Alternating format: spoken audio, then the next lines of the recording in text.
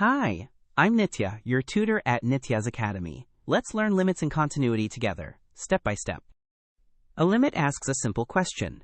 As x slides closer and closer to some number a, where is f of x heading? That target value is L. The beautiful part is that x never has to actually reach a, and f doesn't even have to be defined there. We only care about the trend as we approach. A function is continuous at a point when you can draw it there without lifting your pencil. Three things must hold.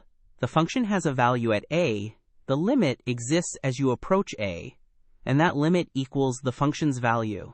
Break any one of these and you get a hole, a jump, or a break. Take f of x equals x squared minus 9 over x minus 3.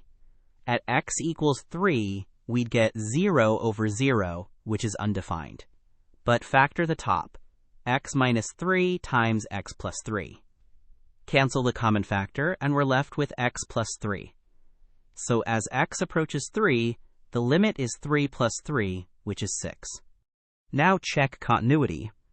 Let g of x equal 2x plus 1 everywhere except at x equals 1, where the value is set to 5. The limit as x approaches 1 is 2 times 1 plus 1, which is 3. But g of 1 is 5. Since the limit 3 does not equal the value 5, the function is not continuous there. We get a hole. Let's lock it in. A limit tells you where a function is heading as x approaches a value, not what happens exactly at it. Continuity means no holes, jumps, or breaks.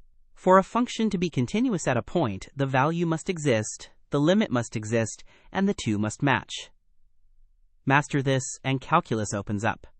Great work! Keep practicing with Nitya at nityazacademy.com for free lessons, worked examples, and practice.